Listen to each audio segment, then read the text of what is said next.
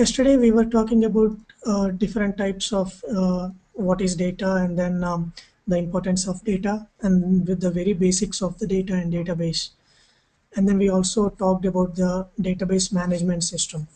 Okay, so as I said yesterday, there are different types of database management system: the hierarchical database management system, the network, and then the relational database management system, and then the object-oriented database management system.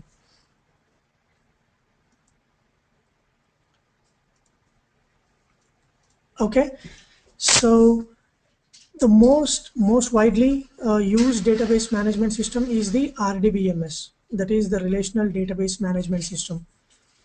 So what is a relational database management system? In this database management system, the data is maintained in the database in such a way that the relationship is maintained between the data. Like basically we store the data in the form of tables in a database. Like we can create any number of tables, and then we can create any number of columns in each table, and then store the data in there. Okay, we can maintain the relationship between two tables by creating some constraints.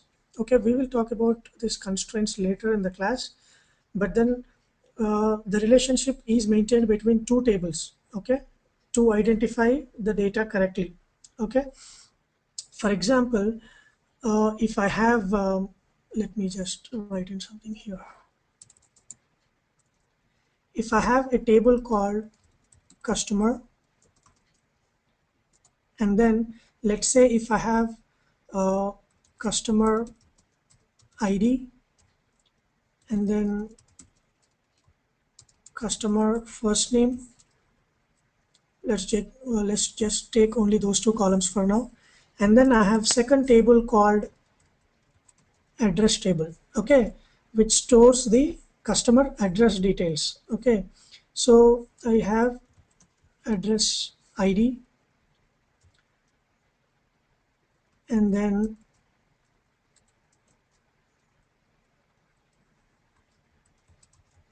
address 1, and then the city, and then the zip code. Okay, now these two are completely two different tables, completely different. Okay, because we do not know what is the relationship between them. But if we go ahead and create a customer ID column here, then we can say that this customer ID and this customer ID both are same, and then that's the relationship. For example, if I have a customer called A, let's give just a ID to him. Customer ID is 1, and then customer name is A, and then we have second customer, and then his name is B. So if we want to store their address, I'll just put the customer ID for 1. That means this is the address for customer 1. Okay, his customer ID, and then just say address ID as A1, and then address 1 as some street name,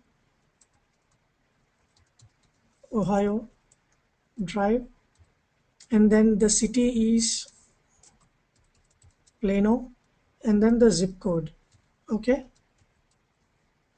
and then if I want to enter a address for second customer, it's similarly A2, and then Dallas Drive, and then Dallas 75023 something.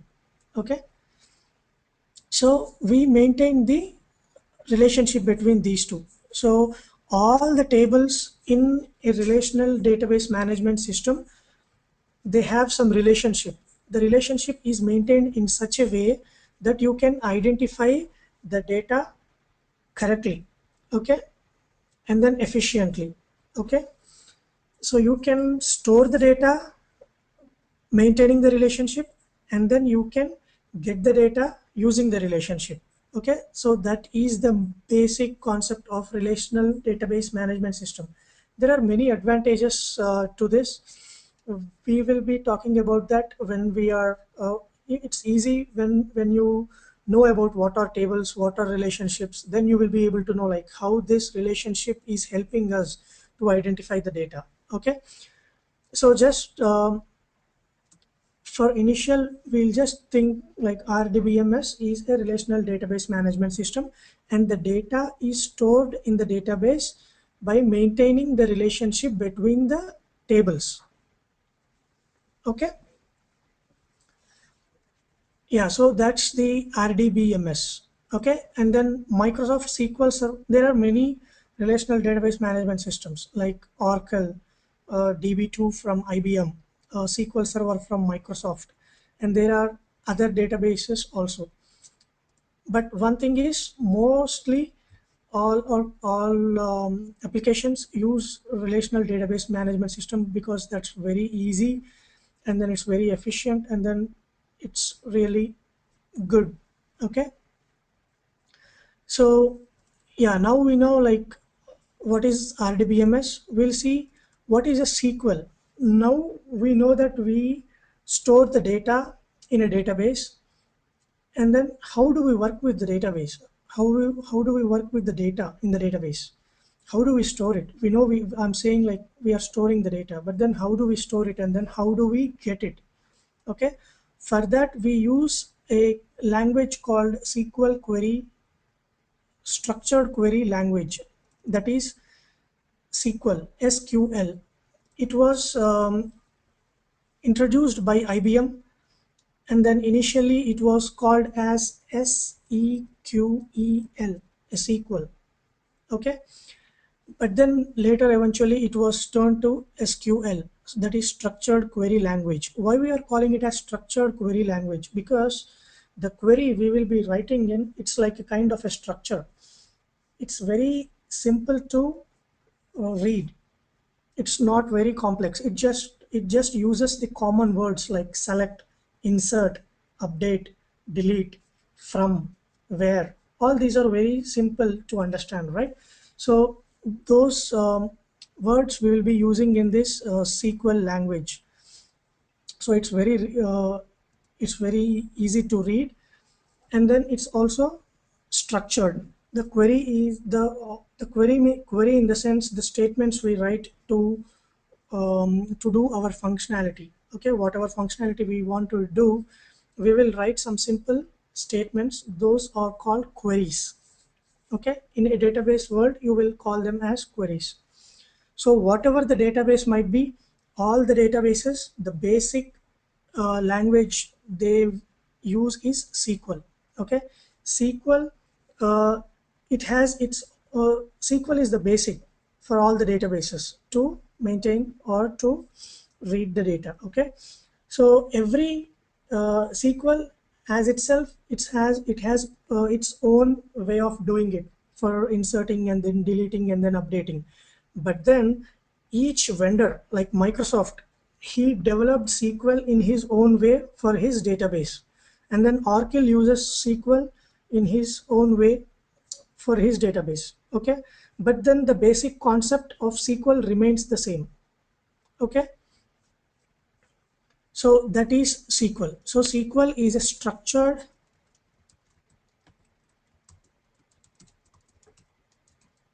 query language, okay, which is used to work with the data in all the databases. Now let's see what is Microsoft SQL Server. So even Microsoft SQL Server, it's a relational database management system which is used to work with the database. And then Microsoft SQL Server comes with various versions, various editions, and then it comes with less expensive when compared to other database products in the market, when compared to Oracle or when compared to DB2. All this SQL Server is really compared to those, it's really less expensive, and then it's also includes most of the tools. Like if you go with Oracle, it has a separate reporting tool, and then what it has different components in it. Okay, if you want to buy each component, the price will be different. But then for Microsoft SQL Server, if you pay one price, and then you will get all the components for free. Like the different components are database, SQL Server, database engine. This is used to maintain the data, and then it gives a graphical user interface to maintain that data, and then different tools to work with the data, to administer the data, to develop the data, develop the functionality in the database. Okay, and then there is that's called SQL Server Database Engine. And then we have SSRS. This is the reporting tool given by Microsoft SQL Server. It's a reporting, so we call it as SQL Server Reporting Services. So using this tool, we can create the reports. And then where do you get the data from? You get the data from this database engine, and then you will create whatever templates you want in the report. Okay, so SSRS is a reporting tool, and then SSIS. SSIS is SQL Server Integration Services. Okay, this is an ETL tool. ETL stands for extraction, transformation, and loading the data. Okay, extraction means getting the data from other sources. It may be Excel, it may be a raw file, a text file, or any other database like Oracle, DB2, whatever it may be. So you get the data, that is called extraction. And then transformation. Transformation is like you are working with the data. Like if the other databases or the source have a different kind of data, and then you want to do some massage to the data. Like if you want to join first name and last name, whatever you want to do, all that is called transformation, because you are transforming the original data to the way which you like. Okay, and then loading into the destination. So this is the process of ETL. And then for Oracle, there are different ETL tools they will be using, but then for SQL Server, SSIS comes along with it. Okay, so you can work with the ETL. So this is the ETL tool. And then there is another component which is called SSAS, SQL Server Analysis Services. This is the tool used to analyze the data. And then when you're creating a report using SSRS, it is only two-dimensional. That is, you have columns and then rows.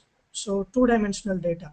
But then using SSAS, you can create multiple dimensional reports. Like you can create a three-dimensional, four-dimensional, any number of dimensional, multi-dimensional reports you can create there. That is called SSAS. Okay, so that's another component. So in Microsoft SQL Server, these are the four main components. Okay, there are other lot of services which Microsoft provides. They all will be, we will be using all of them, but when we are considering as main components, these four are the ones. Okay, database engine, the reporting services, integration services, and analysis services. Okay, so that's the Microsoft SQL Server components. And then, as I said, Microsoft also, whenever they release their product, they have different versions.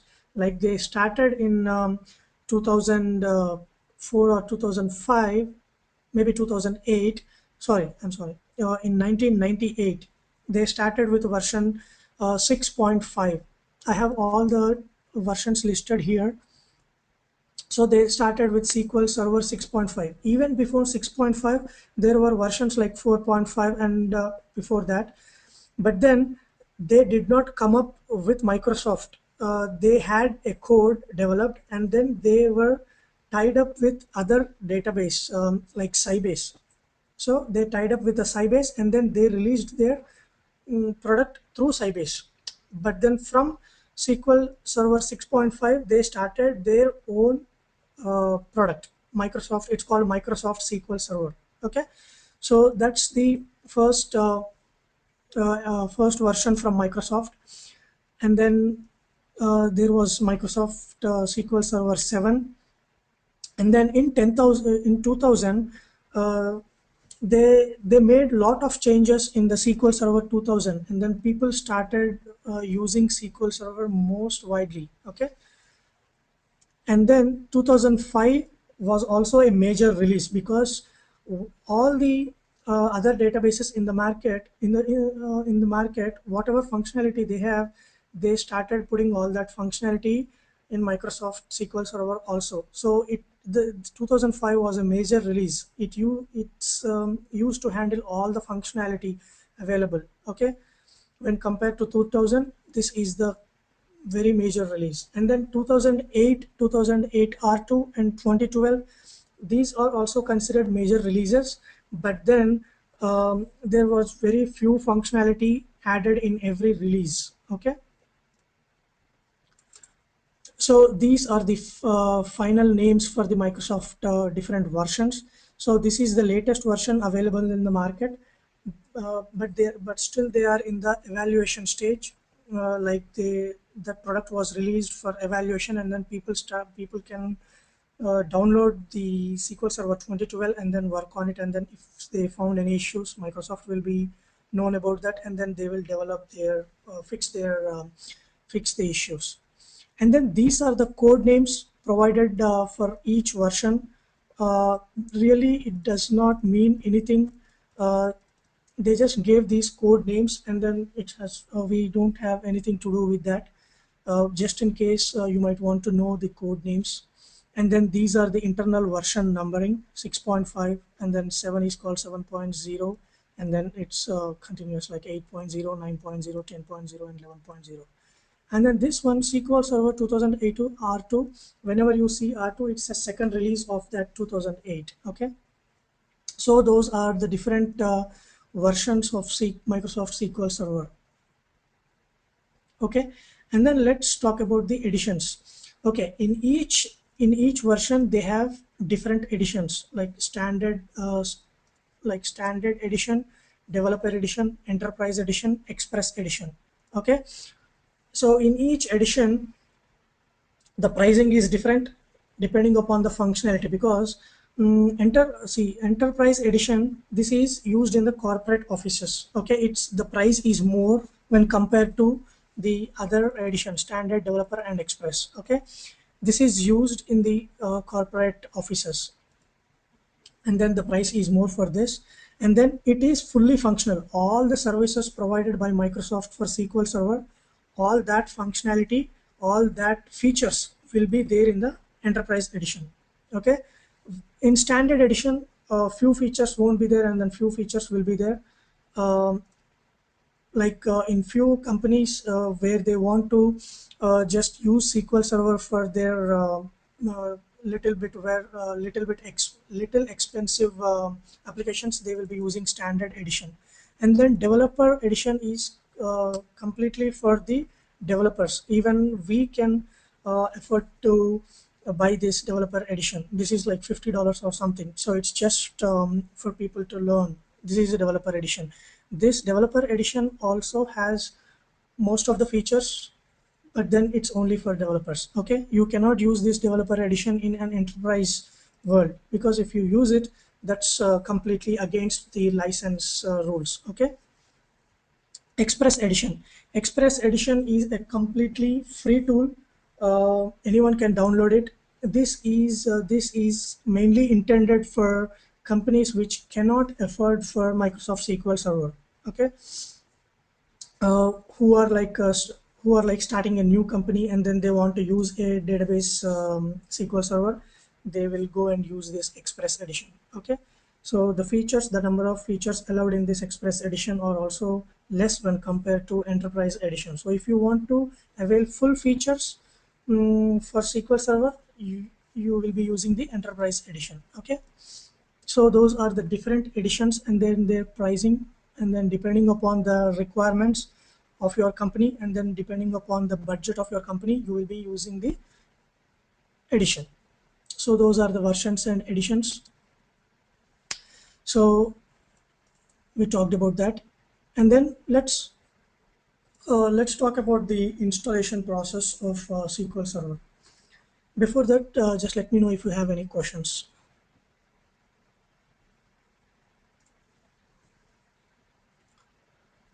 All right. So you already have downloaded the files for 2012, depending upon your system configuration, 32-bit or 64-bit. I'll just walk you through the steps involved in the installation, and then once you know about the steps involved, you can try it on your own, but then I will also provide you with the video uh, that will help you. Okay, so let's get started with that.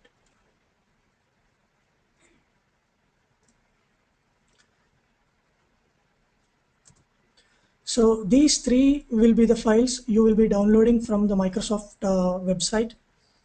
Okay, so once you have these three, the core, the install, and the language, these three files, click on the install button, and then once you install that, a new folder will be created, and then just double click that folder, and then go to setup.exe. Okay, just double click that.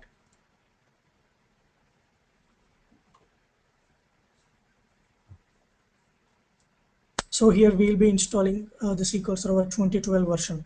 The process is the same for any version you have. If you have 2005 version or 2008, everything on all the versions, the process will be the same. But then here and there will be a little change. Okay, so let's do this installation. So this is the installation step, and then this is the failover cluster, and I'll explain you all that. And then this is the upgrade.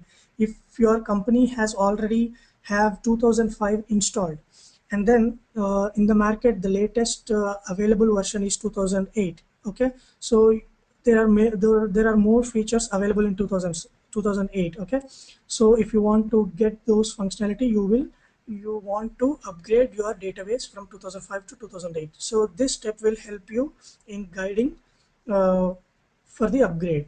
Okay, so let's go ahead and start the installation process, a new SQL Server installation process. Okay,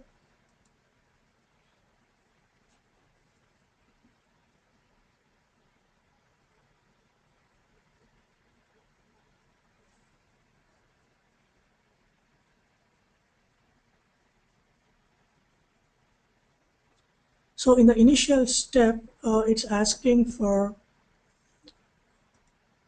see, these are the initial step. It will be checking for the account privileges, restarting computer, if it can restart the computer in the middle of the process, and then all these things. Okay, and then if .NET 2 is installed, service pack, the latest service pack is there for the .NET 2 and everything. Okay, just if everything is passed, just press OK.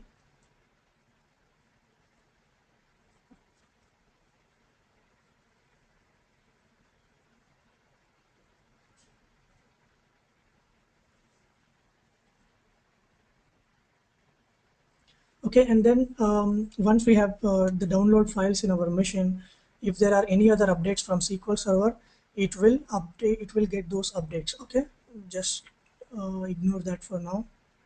Just click next.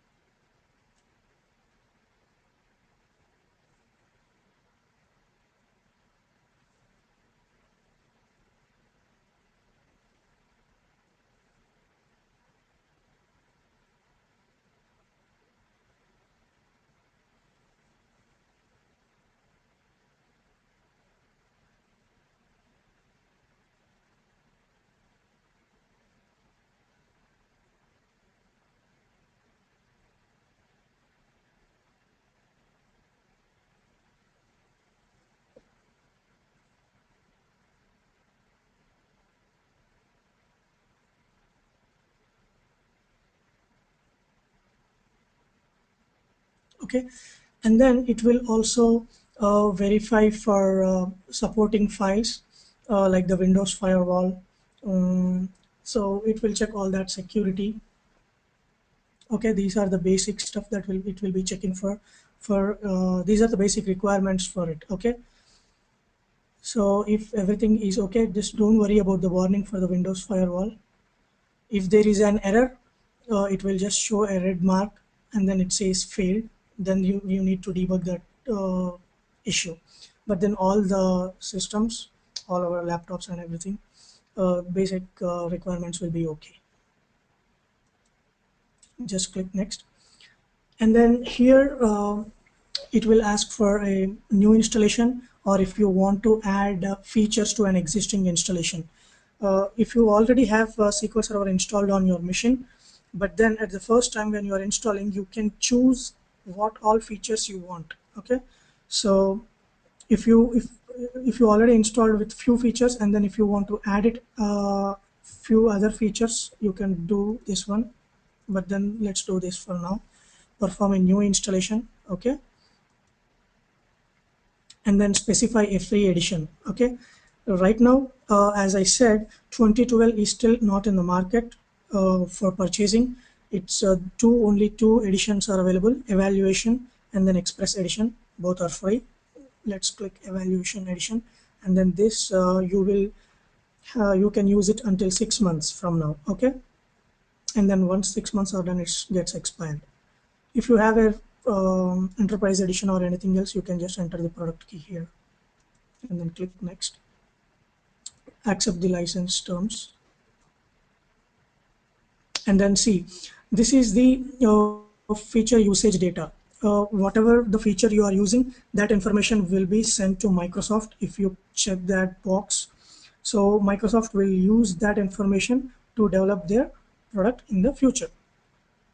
Let's click next. And then this is the SQL Server feature installation. Just click that. These are other functionalities. It's hooked up with the SharePoint and everything. We don't need them for now. So see here, we are installing database engine services, analysis services, reporting services, integration services, and other features. But then these four are the main components, main features.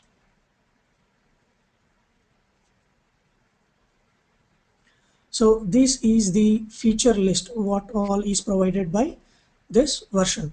Actually, I already have installed SQL Server 2012 on my machine. So these features, they can be shared. Okay, so it's already there on my machine. But then if you are doing it for the first time, you will see all these boxes unchecked. If you want to select all the features, just select, or then if you want a particular feature to be installed, just click only that. Okay, so let's do select all, and then while you are installing on your machine, just do select all, because we'll be using those features in future, or it will be easy for you when you are practicing it. Okay, and then let's do next.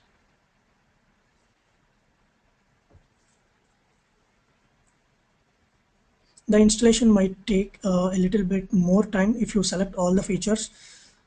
If you just select whatever features you want, it takes less time. See, here we will be talking about instance. What is an instance? Okay, instance is nothing but a single occurrence of that package of anything, single occurrence of anything. Okay, so in this we can create any number of instances. That means if you are installing SQL Server for the first time, it will be called as default instance. Okay, if you are doing it for the first time.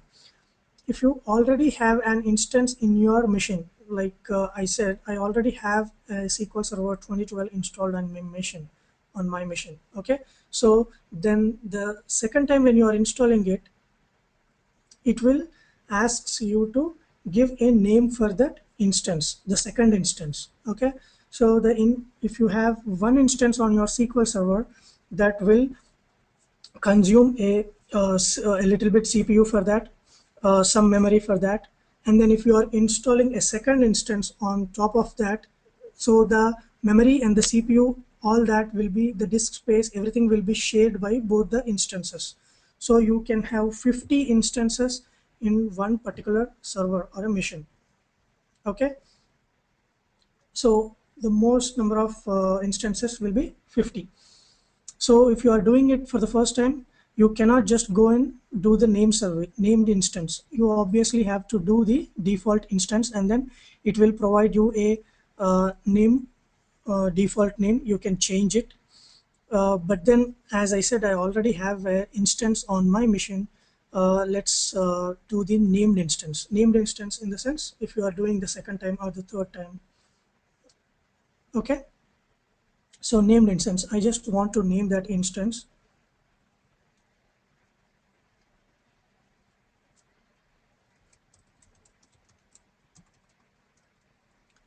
Let's just put it as second instance. Okay. So it comes up here, the second instance, that's the ID. And then these are the files, these are the locations where it will be installing. Okay, if you want to change, you can. Let's do, and then click next. So you understood the instance, right? What is instance? So you can have any number of instances on your machine, and then each instance is different. Like you have SQL Server 2012 as instance 1, and then you have SQL Server 2012 or any other version. 2005 also you can have as a second instance. If for small scale companies, if they cannot afford for a new server, if they have only one server, but they want to have two different database engines separate for two different applications, okay, they can create two instances on their server, and then they can avail that functionality. But then there are advantages and disadvantages to it, because if you have two instances, then the memory, the CPU, the disk space, everything will be shared. Okay, so that's the big disadvantage. But then if you can't afford it, that's fine. But if you can afford it, the database engine will be performing very well if it has its own CPU, if it has its own memory and the disk space. Okay. So depending upon your requirements, you will choose how many instances you want on your server. Okay, so this is the disk space it want for the installation process. Okay, and then this is the available disk space. Okay, just click next. And these are the server configuration. See, we have SQL Server Database Engine, analysis services, reporting services, and then these two are other features that will be installed with the SQL Server. And for all these different services, you can provide an account name, and then you can provide a password. But for now, let's put it as the default. Okay, just click next. And then here we will be talking about the authentication mode. What is authentication mode? Authentication mode means once you install your SQL Server on your server or your machine, how do you give access to people if they want to log in to that database? Because everyone can't just go in and then see the databases, tables and everything, right? So for that purpose, there is an authentication mode. So you can just provide the username and password. Okay, so this is a Windows authentication mode. We have two types of authentication modes: Windows authentication mode and then mixed authentication mode. Let's talk about Windows authentication mode.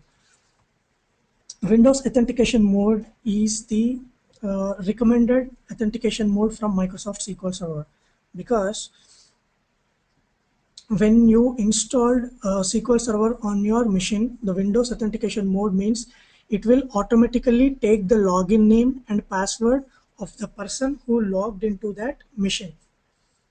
It will use a link to get that username and password for that machine, and then those people only can log in into the SQL Server database automatically.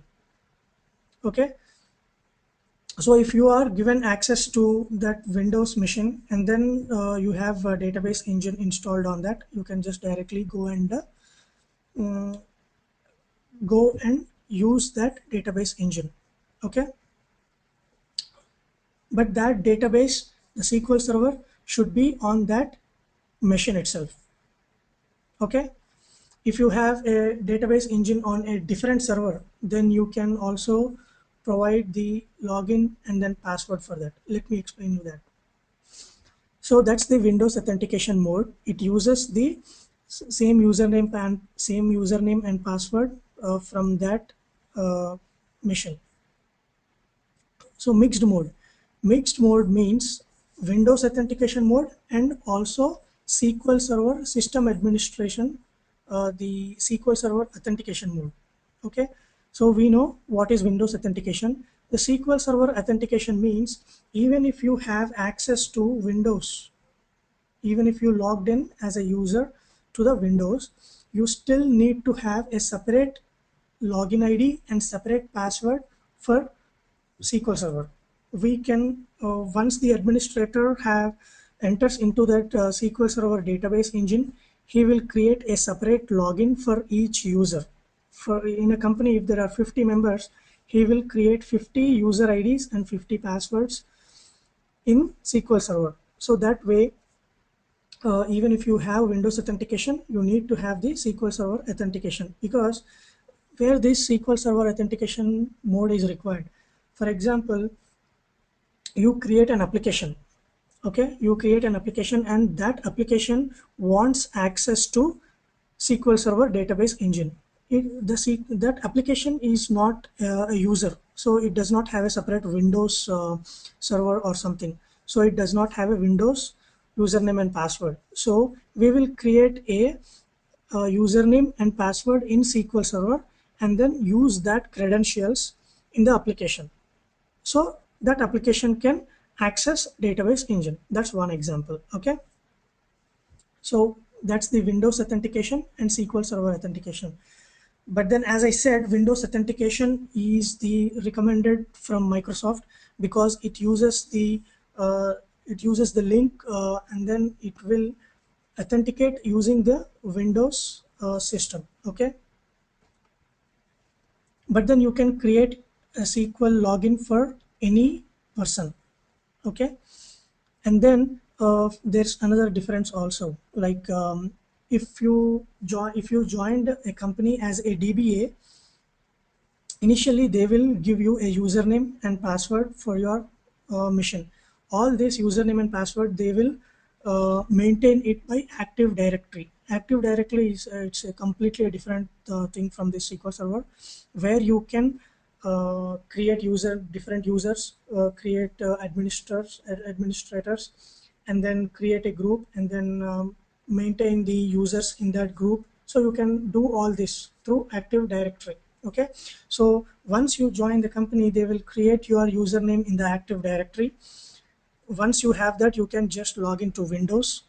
Okay, so when you are and then you have the access to SQL Server also in that machine. Okay, because but once you are leaving that company, if they want to remove your login, first they have to do it in the Active Directory. If they delete your login in the Active Directory, it's deleted from everywhere. Even you can't access the Windows, and then you can't also access the SQL Server.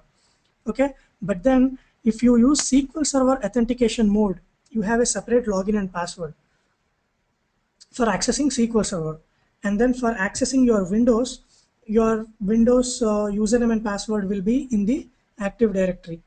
So when you are leaving your company, they have to delete your username and password from the Active Directory, and then they have to open SQL Server database engine and then delete your account for every database in that particular database.